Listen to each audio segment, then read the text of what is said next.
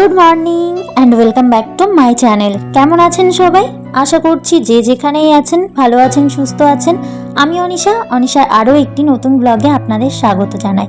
আজকের বারটি ছিল বৃহস্পতিবার। এখন থেকে আপনাদেরকে সঙ্গে নিয়ে ভিডিওটি স্টার্ট করলাম।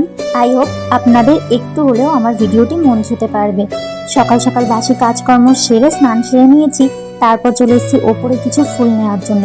দেখুন কি দারুণ, একটা গাছে দোপাটি ফুল ভরে আছে প্রায় নিচের দিকটায়, তাই দোপাটি ফুল আর দুটো গাঁদা ফুল নিয়ে নিয়েছি।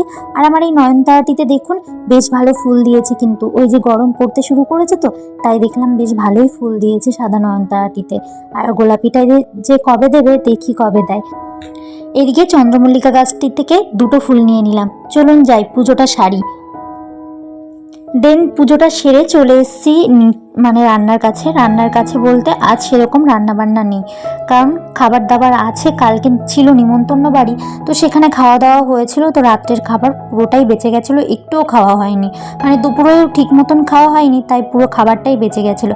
তাই আজকে আর খাবার বানিয়ে নষ্ট করার থেকে ভাবলাম খাবারটা গরম করে খেয়ে নেব, আর রাত্রের দিকে কিছু একটা বানিয়ে নেব খাবার জন্য। সে কারণে ভাবলাম কাজ যখন নেই, রান্নার কাজটা মানে বড় কাজটা যেহেতু নেই, সেহেতু ভাবলাম সংসারে আরও তো কাজ আছে। কাজ মানে একটা না থাকলে আরও কাজ বেশি বেড়ে যায়, কিন্তু সেই মতন ভাবলাম কি একটুখানি এই যে মশলার কৌটো কাটালিগুলো পরিষ্কার করি। ভাবছিলাম দুদিন ধরেই, তবে ছেলেটার শরীর খারাপের জন্য আর পেরে উঠিনি। তবে আজ ভাবলাম করবই পরিষ্কার, যেহেতু ফাঁকা টাইম আছে, বসে কেন থাকবো।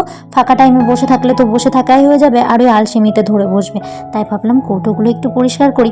সেই মতন সমস্ত মশলাগুলো নামিয়ে নিয়ে আমি এই যে একটু সার্ফ দিয়ে কিছুক্ষণের জন্য ভিজিয়ে রাখবো। দেন এদিকে এসেছি রান্নার কাছে। কি বলুন তো, রান্না নেই বললে কিন্তু হয় না, কিছু না কিছু রান্না করতেই লাগে। তাই ভাবলাম যে খালি খালি বাসি খাবার খাবো পুরোটাই, আর এদিকে আমরা খেলেও তো ছেলেকে খাওয়াতে লাগবে। আমরা খেলে তো হবে না, ছেলেকে আর বাসি খাবার খাওয়ালেও চলবে না।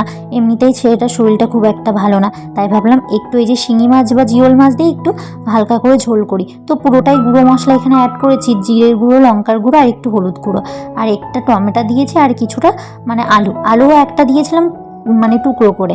তো পরিমাণ মতন একটু গরম জল দিয়ে এই যে নামিয়ে নিচ্ছে ওই পাশটায়, একটুখানি জিরে দিয়ে না ফোড়ন দিয়ে নেবো। একেবারে পাতলা ঝোল করেছি, যেহেতু ছেলেকে খাওয়াবো আর আমরা অল্প একটু খাবো।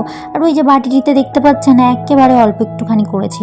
এই যে তেল দিয়ে নিয়ে কোনো রকমের তেল দিয়েছি, আর কয়েকটা দানা জিরে দিয়ে দিয়েছি।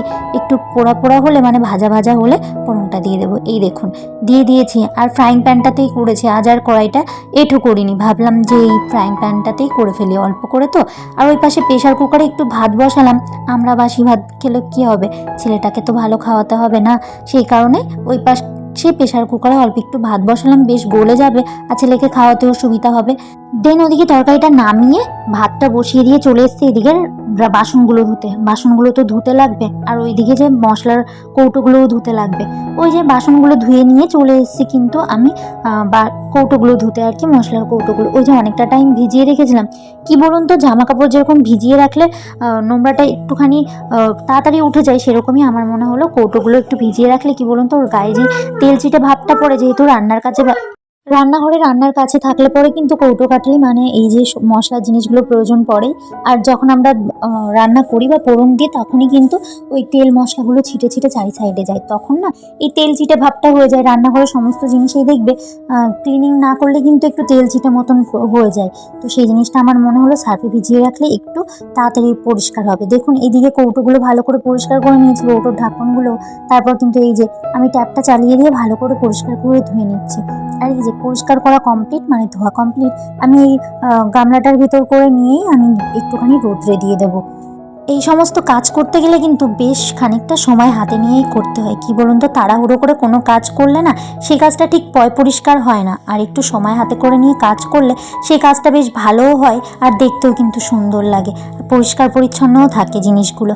তাই কিন্তু আমি সমস্ত কাজ যখনই যে কাজটা করি না কেন তাড়াহুড়ো করে করার চেষ্টা করি না। আমি সবসময় চেষ্টা করি একটু হাতে সময় নিয়ে সেই কাজটা করার, হোক না কাজে একটু লেট, ঠিক কাজের সময় কাজটা হয়েই যাবে। দেন কিন্তু একেবারে এটা হচ্ছে বিকালবেলায় আমি রোদ্রে দিয়েছিলাম, কৌটোগুলো তো তুলে নিয়েছি, দেখতে পাচ্ছ পুরো শুকিয়ে গেছে।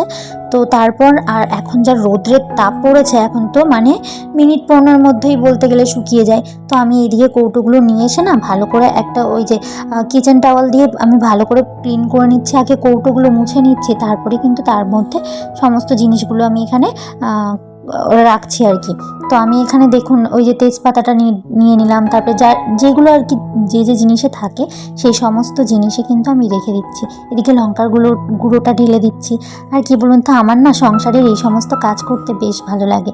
আর এইদিকে একটু কর্নফ্লাওয়ার, দেখুন এটা কিন্তু দুধ নয়, দুধ পাউডার নয়, এটা একটু কর্নফ্লাওয়ার রেখে দিই, অনেক রান্নাতে কিন্তু প্রয়োজন পড়ে আমার, সেই কারণে একটু কর্নফ্লাওয়ার নিয়ে এসে রেখে দিয়েছি। অনেকটাই কিন্তু নিয়ে আসা হয়েছিল, মানে ওই 1 প্যাকেট, তবে অল্প হয়ে গেছে তো, তা সেই কারণে ওই ছোট একটি কৌটোতে রেখে দিলাম। আর এইদিকে দেখুন হলুদটাও ঢেলে নিচ্ছি, মানে যে সমস্ত জিনিসে যা যা রাখার প্রয়োজন বা যা যা থাকে সেই সমস্ত জিনিসে সেইগুলোই রাখলাম। আর এইদিকে লঙ্কাটা রাখতাম একটা ছোট্ট কন্টেনারে, তবে ভাবলাম না এই কন্টেনারটাই রাখি লঙ্কাগুলো। আর এইদিকে ওই যে আমার সব থেকে প্রিয় কন্টেনার, জানেন তো, এটা আমার খুব পছন্দের, মানে এই মশলার কৌটোটা আর কি, এর ভেতর সমস্ত রকমের 7 রকমের মশলা কিন্তু আমার ধরে যায়। তবে আমি এইটা নিয়ে এসেছিলাম বাঁকুড়া থেকে। আমি যখন মানে আমার বিয়ের কিছুদিন পর আমার এটা দেখে বেশ পছন্দ হয়েছিল, তখন আমি এটা নিয়েছিলাম। দেখুন এটিতে কিন্তু আলাদা আলাদা করে 7টি পার্ট করা আছে, এটা কিন্তু মশলাগুলো মিশে যাওয়ার কোনো ব্যাপার নেই, তাই বেশ ভালো লাগে। এই দেখুন কত সুন্দর পরিষ্কার পরিচ্ছন্ন লাগছে দেখতে। আর এখানে ওই যে ছোট্ট কন্টেনারটিতে একটু বিট লবণ রেখে দিচ্ছি, কি বলুন তো, বা ব্ল্যাক সল্টটা কিন্তু অনেক কিছুতে প্রয়োজন পড়ে আমাদের, সেই কারণে আমি রেখে দিচ্ছি। আর এদিকে ভালো করে ক্লিনিং করে নিচ্ছি।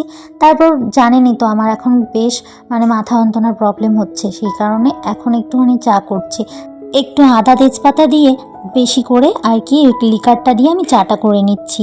আর এখন কিন্তু সন্ধ্যাবেলা, ওই সন্ধ্যাটা লাগিয়ে নিয়ে তারপরে চাটা করছি। আর একটুখানি ভাবলাম ব্ল্যাক সল্ট দিয়ে চাটা খাই আজ, কারণ এই একেবারে তিতো চা আর ভালো লাগছে না, একটু লবণ থাকলে তাও খাওয়া যাবে, কিন্তু কিছু করার নেই, এখন আর স্বাদের জন্য খেলে হবে না, এখন মাথা যন্ত্রণার জন্য খেতে হচ্ছে চাটা। দেন এদিকে চলে এসেছি ঘরে, ওই যে কিছু জামা কাপড় ছিল, জামা কাপড়গুলো ভাঁজ করা ছিল, আর রাখা হচ্ছিল না জায়গার জিনিসটা জায়গা মতন। আর আমি তো জায়গার জিনিস জায়গায় রাখতে বেশি পছন্দ করি, সেই কারণে জায়গার জিনিসগুলো জায়গা মতন রেখে দিচ্ছি। চলুন এই কাজগুলো করতে করতে আপনাদের একটি কথা বলি। এখন কিন্তু ওয়েদার চেঞ্জ হচ্ছে, তাই কিন্তু সকলের খুব সাবধানে থাকা উচিত। ওয়েদার চেঞ্জের সময় কিন্তু শরীরটা খুব খারাপ করে, যেমন ঠিক আমার কিন্তু 2-3 দিন ধরে জ্বর হচ্ছে, খুব খারাপ লাগছে, মানে শরীরটা একেবারে পারছে না, মনে হচ্ছে যেন এই পড়ে যায়। কিন্তু কি বলুন তো, আমাদেরকে কিন্তু সব সময় সচেতন থাকতে হবে আর সুস্থ থাকতে হবে এই সংসারের খাতিরে। আর যাদের একটি করে বাচ্চা আছে তারা তো জানেনই কতটা অ্যাক্টিভ থাকতে হয় তাদের পেছনে, সেই কারণে সবসময় নিজেকে যত্নে রাখুন। যারা আমার মতন গৃহিণীরা আছেন তারা কিন্তু আগে নিজের খেয়াল রাখুন, এই ওয়েদারটিতে সকলের খেয়ালের সঙ্গে সঙ্গে নিজেদের খেয়ালটাও রাখুন। আর এদিকে ওই যে মানে শীত ছিল, সেই কারণে কিন্তু সমস্ত আমার চাদরগুলো নামানো হয়েছিল, তাই সেগুলো তুলে দিলাম, একবারে ধোয়া হয়ে গেছিলো, তাই একটু ভালো করে গুছিয়ে রেখে দিলাম।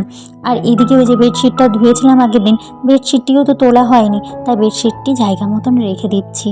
কি বলুন তো, সংসারের কাজবাজ তো সারা জীবনই থাকবে, কিন্তু সংসারের কাজবাজের ফাঁকে আমরা যদি নিজের একটু খেয়াল রাখি, খুব একটা ক্ষয়ক্ষতি বোধহয় সংসারের হবে না। সেই কারণেই বললাম যে সকলে একটু সচেতন থাকুন, সুস্থ থাকুন, কারণ ওয়েদার চেঞ্জের সময় কিন্তু খুব সমস্যা হয়, প্রত্যেকের ঘরে ঘরে ঠান্ডা জ্বর লাগতেই থাকে। দেন আমি এদিকে কিন্তু রাত্রের বাসনগুলো ধুয়ে রাখছি, এখন কিন্তু অনেকটাই রাত হয়ে গেছে, তাই ভাবলাম বাসনগুলো ধুয়ে পরিষ্কার করে রাখি। আমি জানতে পারলাম যে নাকি ঘুম থেকে উঠে এই এঁঠো বাসনের মুখ দেখলে নাকি সংসারের অমঙ্গল হয়। এটা কতটা সত্যি কতটা মিথ্যে আপনারা আমাকে একটু কমেন্ট করে জানাবেন তো। অবশ্যই এইসব মেনে চলা খুব একটা ক্ষয়ক্ষতি নয়, তাই ভাবলাম আমি কিছুদিন মেনে দেখি, যদি কোনো উন্নতি হয়। আর এই সমস্ত কুসংস্কার মেনে চললে যদি সংসারের উন্নতি হয়, তবে খুব একটা ভুল নয় বোধহয় এই সমস্ত কুসংস্কার মেনে চলা। তবে আপনাদের কাছ থেকে জানতে চাইলাম, আপনারা জানলে অবশ্যই আমাকে জানাবেন। দেন এদিকে দেখুন আমি বেসিনটাও ক্লিন করে রাখছি, চারি সাইডটা ক্লিন করে রেখে দেবো রাত্রিবেলাতে, যেহেতু বাসনটা মেজে রেখেছি। ক্লিনিংয়ের কাজটা করে রাখলে, মানে বেসিনের সাইডটা ক্লিনিংয়ের কাজটা করে রাখলে অনেকটাই কিন্তু সুবিধা হবে, আমার সকালবেলার একটা কাজ কিন্তু কমে যাবে। আমি মাঝে মধ্যেই রাত্রে না বাসনটি ধুয়ে রাখতাম, কিন্তু এই যে এখন খুব একটা প্রতিদিন হতো না করে ওঠাটা, কারণ সারাদিন পরে একটু নিজেকেও রেস্ট দিতে ইচ্ছা করে বলুন। আজকের দিনটা আমার এইভাবেই কাটলো।